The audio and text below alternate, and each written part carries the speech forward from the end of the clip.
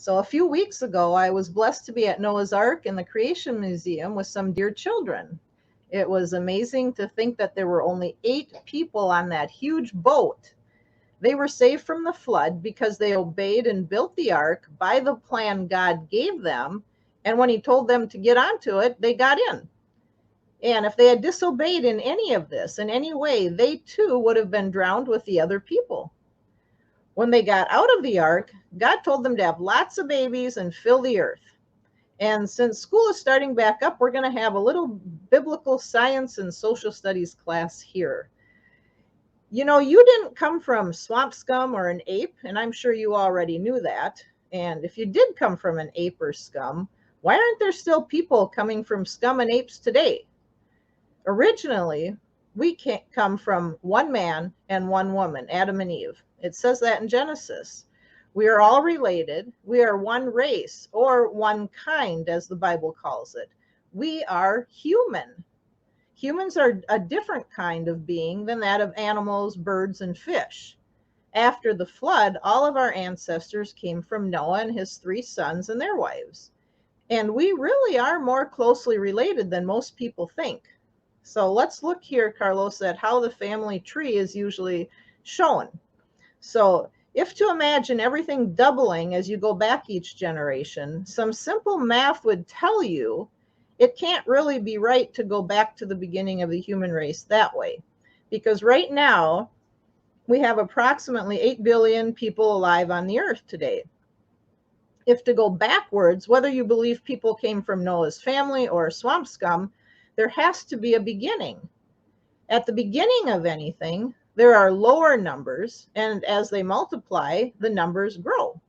So that would be like if I decided to start breeding cows. I may start with 1 cow and 1 bull, and each year my little herd would grow.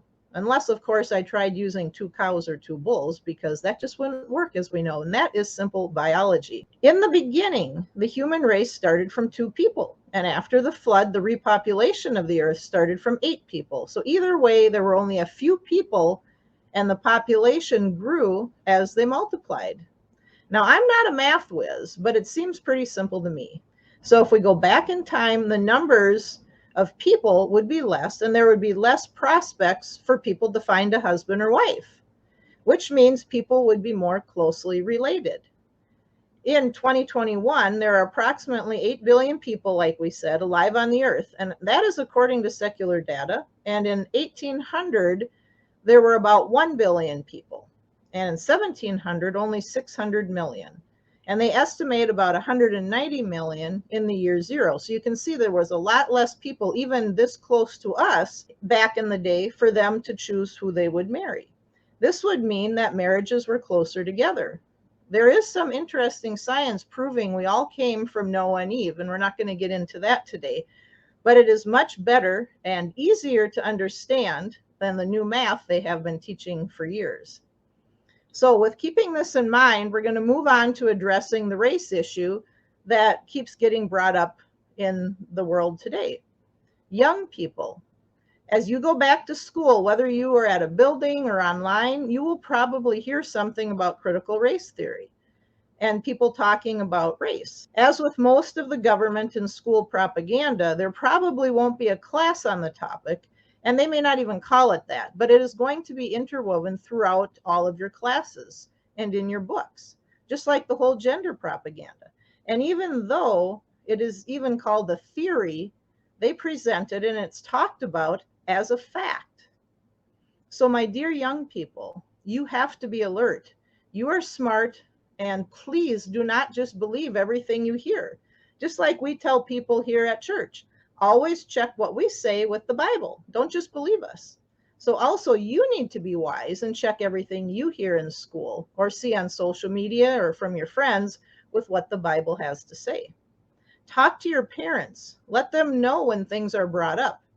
Your parents aren't your enemy. They feed and clothe you and do all kinds of nice things for you. And if you were hungry, wouldn't you talk to them about this? If you outgrew your pants or your shoes, or you saw a murder, you would talk to your parents and tell them about this. You wouldn't just go talk to your teacher, would you?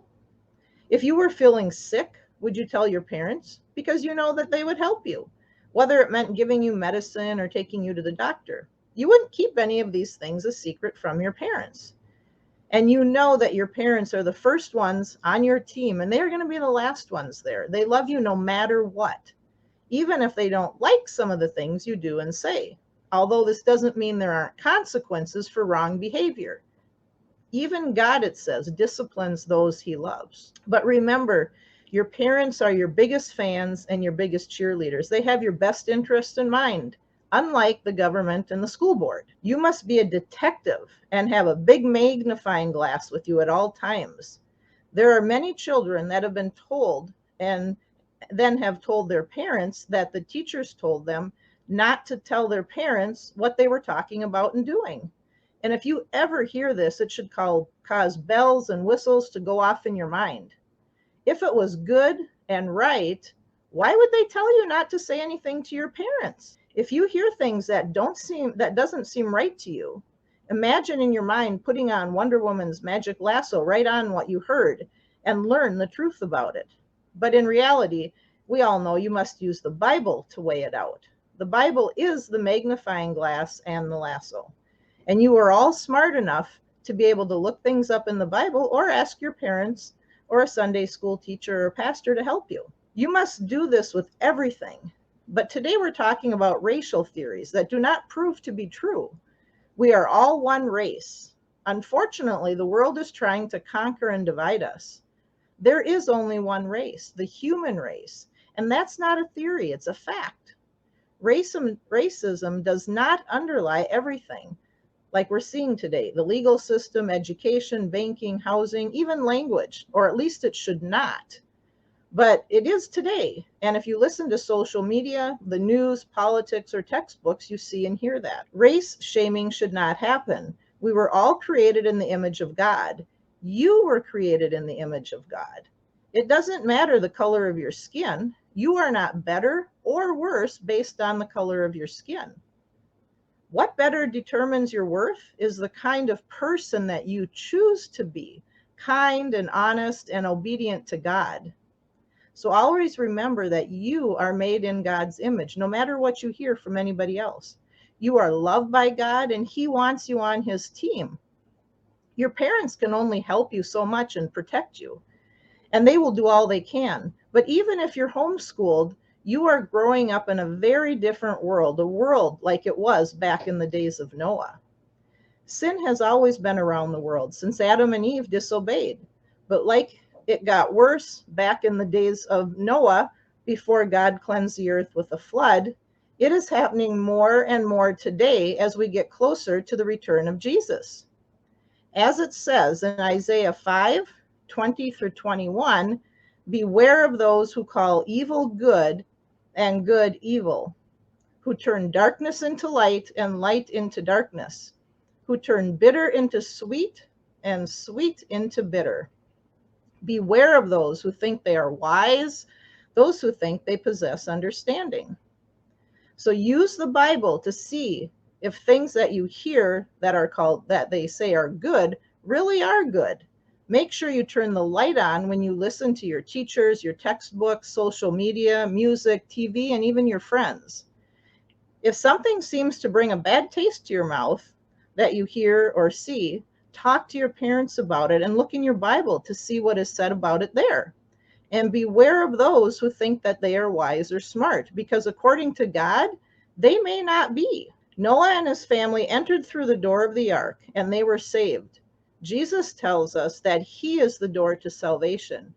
That is, to being resurrected and made immortal when he comes. And if we want that salvation, we must obey and enter through Jesus's door. Noah had no other choice if he wanted to be saved, and neither do we, young people and adults alike. The water is rising, and the government, the schools, and social media are cutting the ropes to the lifeboats. You can only swim or tread water for so long. You need to get in the boat if you want this world not to drown you. Jesus will never ask you what your race is. He won't ask you what color you are. He will only ask if you are willing to obey him. So have a good school year and make sure that everything you hear and see that you check with the Bible and talk to your parents about it. And have a blessed week.